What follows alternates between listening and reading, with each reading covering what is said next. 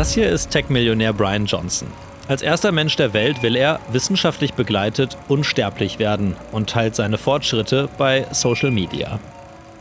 The question I want to ask in this moment that was unthinkable maybe to our crowd time is it possible to not die? If you get freaked out by needles, this would be the point to turn away from the television set. Let's see it. Nach monatelanger Recherche gelingt es mir, Brian Johnson in Los Angeles zu besuchen. Ich erfahre Dinge, die ich kaum glauben kann. Von Deutschlands renommiertestem Altersforscher Dr. Sebastian Grönke will ich wissen, sind wir der Unsterblichkeit wirklich so nah? Es gibt einmal den Ansatz, dass man Altern verlangsamt. Dann gibt es aber auch den Verjüngungsansatz. Und das funktioniert zumindest auch, die Verjüngung funktioniert auch in der Maus schon. Damit kann man zum Beispiel Zellen wieder in den embryonalen Zustand versetzen. Je mehr und je länger ich mich damit beschäftige, desto mehr Fragen habe ich eigentlich und nicht desto weniger.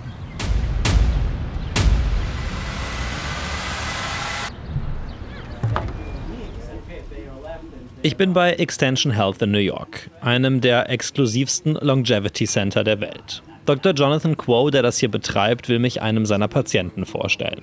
Frank, 66 Jahre alt, seit 4 Jahren in der Longevity-Welt. Heute wird sein Blut gewaschen. We call this an oil change for the body. Yes. Like, what do you think, or what is the idea? What does it help with? What's the benefit of that treatment? Clears toxins. Clears out a bunch of the things that we accumulate over time that we cannot get rid of. What's your motivation to do that? So I guess my motivation really is about staying relevant and staying in the game. I'm in business for myself. I love my business, I enjoy my business, and I want to stay part of it for as long as I can. And I guess it's really for selfish reasons. Wie viel diese Behandlung wirklich bringt, das ist derzeit wissenschaftlich noch unklar. Was ich dagegen schwarz auf weiß nachlesen kann, ist, was sie kostet. $12.000.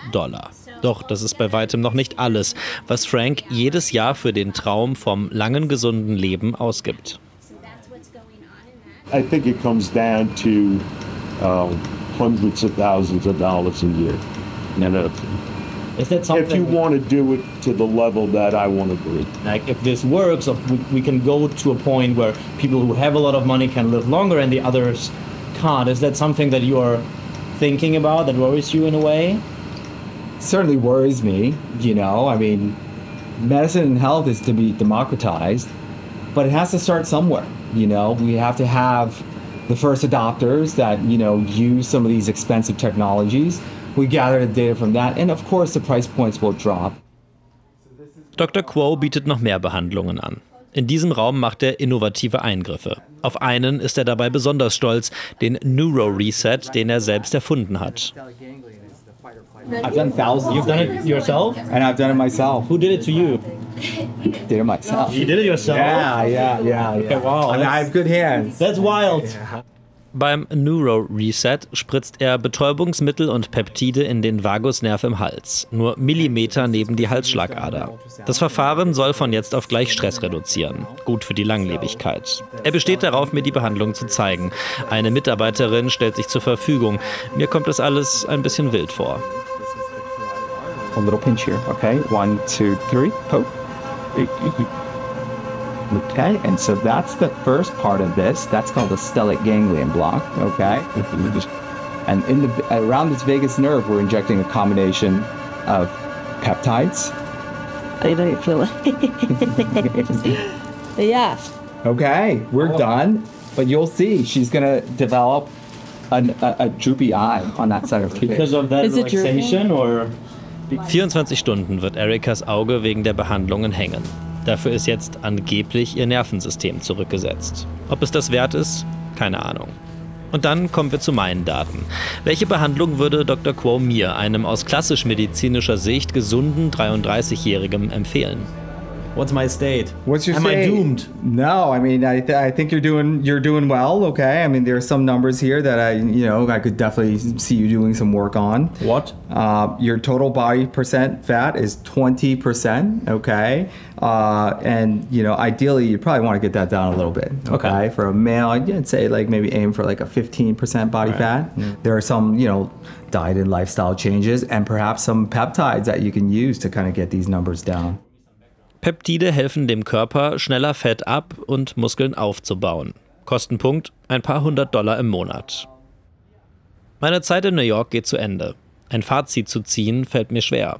Menschen zu behandeln, bevor sie krank werden, ist ein neuer Ansatz und klingt für mich erstmal sinnvoll. Trotzdem darf man nicht vergessen, dass all diese Eingriffe auch Risiken haben können und viel Geld kosten. Wo fängt man da an? Wo hört man auf? Kann man überhaupt irgendwann fertig sein mit sich optimieren? Longevity ist eine Wette in die Zukunft. Eine verrückte neue Welt und es wird noch viel verrückter. Meine Recherche führt mich weiter nach Los Angeles. Hier wohnt der Mann, der Unsterblichkeit im Moment wohl so nah ist wie niemand sonst auf der Welt. Brian Johnson, 47 Jahre alt, er ist sowas wie der Messias der Longevity-Szene. Er hat die Don't Die Community gegründet. In der Tech-Branche hat er hunderte Millionen verdient. 2021 hat er sich dann einem neuen Ziel verschrieben: unsterblich werden. Dafür gibt er jedes Jahr Millionen aus. Er nimmt hunderte Pillen jeden Tag, geht immer um 8 ins Bett und steht um 5 Uhr auf. Er hat sich das Blut seines Sohnes transferieren lassen und vieles, vieles mehr. Mit einem Team von Wissenschaftlern dokumentiert er penibel genau seinen Fortschritt und teilt alles für jeden sichtbar im Internet. Aber glaubt er wirklich daran, unsterblich zu werden? Oder sucht er nur nach dem nächsten großen Geschäft? Davon will ich mir selbst ein Bild machen. Nach monatelanger Recherche und vielen Mails hin und her werden wir ihn heute in seinem Zuhause in LA treffen können. Als erstes deutsches Kamerateam. Hey, welcome. Thanks for your time. Brian. Great to be here. So we start in the kitchen, I guess, right? If you'd like, yes. Egal, wo ich mich hier umgucke, überall liegt irgendwas rum, was bei mir zu Hause nicht rumliegt. Tabletten, Spritzen, technische Geräte, alles Dinge, die Brian bei seinem großen Ziel helfen sollen. Idea and philosophy behind all this is, if you think back to Magellan, for example, he asked an unthinkable question: can you sail around the world? At the time, people weren't sure, was the world flat? Was there a passage? A lot of unknowns. And so the question I want to ask in this moment that was unthinkable maybe to our current time is it possible to not die? Many people have been pursuing the fountain of youth for a long time, and we wanted to pose the question and say, if we applied all of today's science into our bodies, what would happen? Was das heißt, sehe ich zum Beispiel in Brians Kühlschrank. Er hat die aus seiner Sicht nährstoffmäßig perfekte Ernährung entwickelt. Übrigens vegan. Er isst jeden Tag das exakt gleiche Frühstück und Mittagessen. Abendessen gibt es bei ihm immer schon um 11 Uhr, um den Schlaf nicht zu stören. These are wine bottles that my friends brought over. Not yours. Yeah, I hold dinners every week, Don't Die dinners, and some prefer to have a drink of alcohol, and that's... You ever have it, or you stay completely zero? No alcohol and no caffeine. Während ich Brians Frühstück, ein Nusspudding, übrigens durchaus lecker, probieren kann, erklärt mir Brian, warum die Dinge, die man nicht macht, für ihn sogar wichtiger sind als die Dinge, die man macht. Smoking is the worst. Don't do that. But then also junk food and fast food. Those things are not helpful. And sodas, processed sugars. So again, it's all the things that no one needs to be educated on stuff. We all know that these things are not good for us. And so it's really just trying to stop these bad habits.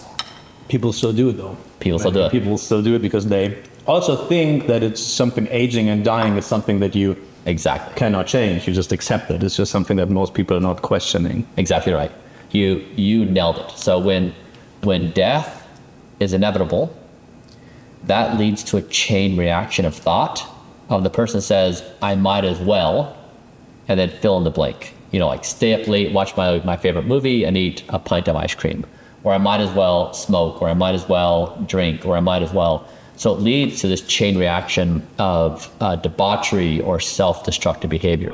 Ich merke, bei Brian geht es nicht nur um die Dinge, die er macht oder nimmt. Alles in seinem Leben ist auf das Ziel Unsterblichkeit ausgerichtet. Er hat einen ganz anderen Blick aufs Leben entwickelt. Als wir ins obere Geschoss gehen, zeigt er mir zum Beispiel, dass er immer 3 Stufen auf einmal geht, als kleines Workout zwischendurch. Good job. Good job. Good balance. Good flexibility. Oben angekommen wird es abgefahren. Brian zeigt mir seinen eigenen Medizinraum. Mit fast 30 Ärzten probiert er hier alles aus, was ihn unsterblich machen könnte. We have one device that measures skin age. This is radio frequency that used to tighten skin. I do a lot of injections. So You do them yourself, or you're getting them done? no, I do them myself. So this is like, Oh wow. yeah. It feels like needles are a kind of lifestyle in the longevity scene, right? You need to get used to it. Yeah, I do give myself a lot of injections. This is red light therapy. That's why you have glasses here, I assume, right? Exactly. So you can see there, that's only 2 of 4 panels. Und das sind nur die Dinge, die er bei sich zu Hause macht. Brian macht noch viel mehr. Regelmäßig macht er Stammzelltherapie, um den Alterungsprozess zu verlangsamen. Als einer der ersten Menschen hat er neulich auch Gentherapie ausprobiert. Ein Verfahren, bei dem die Gene so manipuliert werden, dass man theoretisch auch älter als 120 Jahre werden könnte. Bisher galt das immer als Schallmauer. Weil Gentherapie fast überall auf der Welt verboten ist, musste Brian dafür nach Honduras fliegen. Alle Behandlungen zusammen kosten ihn mehrere Millionen $ pro Jahr. Yeah, I would define this as hope. That if I'm able to do these things and show people that it can measurably slow down the speed of aging and reverse aging damage, it gives people a reason to be healthy. And so, of course, solving accessibility is something society solves. Like, I can't solve that on my own, right? And so what I'm trying to do is be the first demonstration in the history of the human race to say, actually, there's a fighting chance we may not die. There was a first to summit Everest and to go to the bottom of the ocean. There was the first time we got to the moon. And so there's been firsts where it expands, it moves the Overton window where we say something new is possible. What I'm trying to do is I'm trying to move and say, death may not be inevitable. Dieses Ziel führt dazu, dass Brian einen komplett anderen Blick aufs Leben hat als ich, als die meisten. Das merke ich, als wir eigentlich nur die Treppe runter wollen. Walking down is all about safety because you don't want to get injured in life. When you're young, you get injured, you're like, whatever. But the older you get, the harder it is to recover. So how do you walk down? You don't talk. Exactly, yeah. Right. And you start with that now so that when you get older, you will just get used to that behavior. Exactly. Like risk reduction generally is a thing in your life. Entirely. What don't you do that you used to do? You're still flying, I guess? I still fly, which is safe. Yeah, driving is the most. So when I get into my car, before I can drive, I have to say out loud to myself, driving is the most dangerous thing I do. I have to say it or I can't drive. And so we know this. We all get like a mantra. Yes, we all get into the car and we hear the ding of the phone. It's like, what is it? We all look at it. And like if we're honest, we all look at it. Exactly. And so it's so tempting. There you are driving, 50 miles an hour, and you have cars coming the other way, 3 feet away from you, and there you are, like trying to look at a phone at a message. It's insane. Is there stuff that you completely stopped doing because they became too risky for you? I don't. Driving bikes. I don't ski. I don't scope. I skied and snowboarded. You quit. I quit. Yep. I used to ride motorcycles. I don't ride those anymore. Brian altert aktuell jedes Jahr biologisch gesehen nur um etwa 7 Monate. Seine Lungenkapazität, Entzündungswerte, Knochen- und Muskelkraft entsprechen denen eines 20-Jährigen. Dafür macht er jeden Morgen Sport. Yeah, this is actually the most enjoyable 60 minutes of my day in here.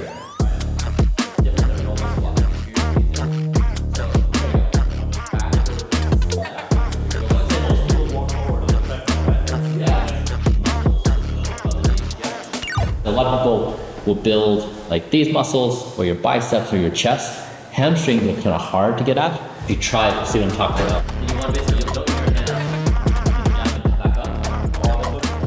Okay, wow, I see the point.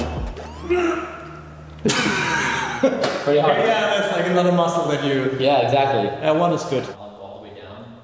Was Brian macht, ist für die allermeisten Menschen weder zeitlich noch finanziell machbar. Auch für mich nicht. Ich frage mich, was er mir raten würde. One, become a professional sleeper. That's really important because most people sleep when it's convenient. Determine a bedtime and go to bed every night at the same time and just never change it. So work has to wait, social events have to wait, you go to bed. Number two is exercise every day. It doesn't matter what you do, just 30 minutes a day, walk, do whatever. And then three, you try to eat good foods. You don't have to be perfect, just try. And then four is try to stop your worst habit. Am Ende bleibt für mich aber eine große Frage übrig. Wenn es im Leben wie bei Brian als oberstes Ziel ums Überleben geht, wenn alles darauf ausgerichtet ist, wie viel Leben bleibt dann noch übrig? When people see me, they assume I don't have a social life. They assume I must hate my food. They assume all these things. And I can tell you, almost every single assumption a person has is wrong. So I'd say that basically I don't think people understand what this is about. I don't think they understand what I'm doing. And I understand it's foreign and it's weird and it's different. But I would say that if they had some time to familiarize themselves, they'd see it's actually a better way of being. I am so relieved I'm not my former self. Whipped to and from bad sleep and bad food decisions and not getting exercise, it's a miserable existence. Ganz ehrlich, ich weiß nicht, ob mich ein Besuch, ob mich Interviews schon mal so zum Nachdenken gebracht haben. Brian stellt das Einzige in Frage, was wir alle bisher immer für sicher angenommen haben. Auch ich, nämlich, dass ich sterben werde. Immerhin eine Frage konnte ich heute beantworten, ob Brian wirklich an die Unsterblichkeit glaubt. Nach dem Treffen heute, und das ist nur so ein persönlicher Eindruck als Reporter, würde ich sagen, mein Bauchgefühl, ja, der glaubt es, aus vollster Überzeugung. Und dann stellt sich trotzdem die Frage, das, was der da macht jeden Tag, das hat mit einem normalen Leben, so wie ich das führe, so wie wir das kennen, sehr, sehr wenig bis gar nichts zu tun. Aber nehmen wir nur mal an, der wird auch nur 200 Jahre alt. Und der Preis dafür wäre aber, dass man so leben muss, wenn man überhaupt die Möglichkeit dazu hat. Wäre einem das wert? Würde ich so leben, wenn ich sicher wüsste, dass ich damit 200 Jahre alt werde? Wahrscheinlich ja, wenn man auf Sterben halt schon einfach keinen Bock hat. Aber ich weiß es nicht. Und das ist ein bisschen das Verrückte übrigens in dieser ganzen Recherche. Je mehr und je länger ich mich damit beschäftige, desto mehr Fragen habe ich eigentlich und nicht desto weniger.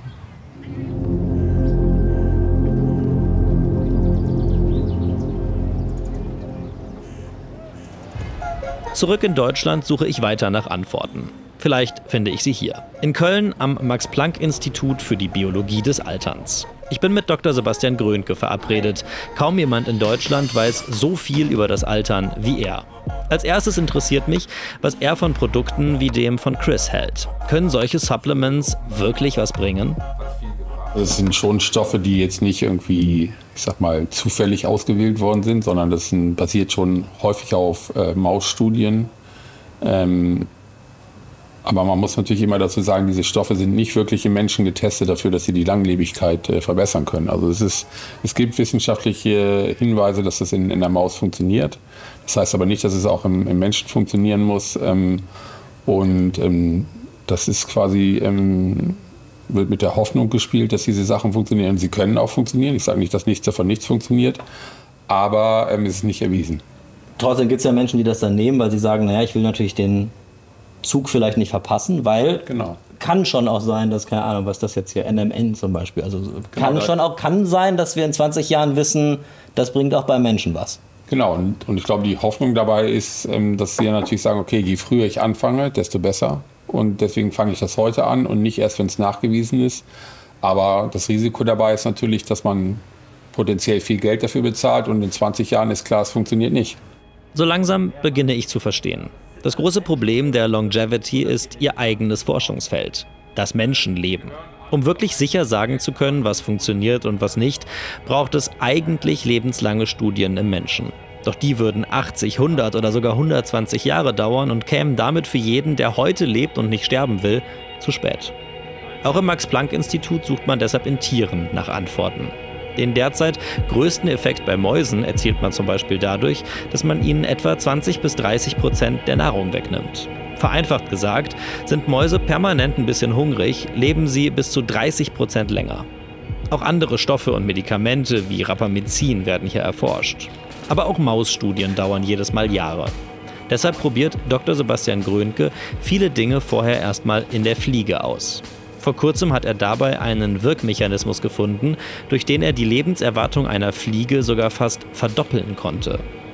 Ob das auch in der Maus oder gar im Menschen funktionieren könnte, ist noch völlig unklar. Glaubt ihr denn, dass es irgendwann etwas geben wird, was man finden wird, wo man auch wissenschaftlich sicher sagen kann, ja, das verlängert die Lebenszeit von Menschen um, keine Ahnung, 10, 20, 30 x%? Also ich sage immer, wenn man sich eine Maus zum Beispiel anguckt, dann ist das heutzutage schon der Fall. Also wir können heute Mäuse schon über verschiedenste Eingriffe langlebig machen und aus meiner Sicht spricht nichts dagegen, dass das auch im Menschen funktioniert. Also die Antwort ist ja, also ich gehe davon aus, dass es ist halt nur eine Frage, wann das wirklich kommt, aber in der Zukunft wird es möglich sein, dass man auch die Lebenszeit von Menschen durch Medikamente oder bestimmte Eingriffe verlängern kann. Das heißt aber, du glaubst aus deiner Erfahrung und aus deiner Arbeit, aus der Forschung wirklich daran, dass wir, du weißt nicht wann, aber dass wir irgendwann in einer Welt leben, wo Menschen zumindest deutlich älter werden können, als sie es heute tun. Keine Ahnung, vielleicht 150, 200 oder noch mehr Jahre. Das ist noch schwer zu sagen. Also im Moment liegt die Schallmauer, kann man sagen, so bei 120 Jahren. Und ob man wirklich diese Schallmauer durchbrechen wird, ist noch nicht abzusehen. Also das ist aber dass man, ich sag mal, für die Durchschnittsbevölkerung, im Moment liegt ja so bei 80 Jahren, dass man da 10, 15 Jahre draufpacken kann, davon bin ich ziemlich überzeugt. Das andere muss man halt abwarten, aber dass man wirklich den Alterungsprozess komplett aufhalten wird, das halte ich eher noch für Science Fiction. Also im Moment gibt es dafür keine Hinweise, dass wir wirklich unsterblich werden können. Aber man weiß es natürlich nicht. Meine Recherche endet hier. Ein Fazit zu ziehen fiel mir noch nie so schwer wie bei diesem Film. Ich versuche es mal. Nach all dem, was ich gesehen habe, bin ich mir sicher, dass sich unser Verständnis von Altern radikal verändern wird. Altern, altersbedingte Krankheiten und vielleicht sogar irgendwann den Tod werden wir bekämpfen können. Es ist keine Frage ob, es ist nur eine Frage wann. Die Wissenschaft macht auf diesem Gebiet gerade rasante Fortschritte, die das Potenzial haben, unsere Welt zu verändern. Mit Fragen wie der sozialen Gerechtigkeit sollten wir uns deshalb besser früh als spät auseinandersetzen. Wer heute schon etwas tun will, um selbst lange gesund zu leben, kann aufhören zu rauchen, zu trinken, an seiner Ernährung schrauben und Sport machen. Alles darüber hinaus ist eine Wette, die aufgehen kann, aber nicht muss. Und dann erhalte ich das Ergebnis meines Alterstests. Mit meinem einigermaßen gesunden Lebensstil altere ich etwa 20% langsamer als der Durchschnitt. Aber auch etwa 15% schneller als Brian Johnson. Welche Konsequenzen ich daraus jetzt ziehe, noch besser essen, gar nicht mehr trinken, Supplements nehmen, Eingriffe machen lassen, ganz ehrlich, darüber denke ich seit dem Ende dieser Recherche jeden Tag nach.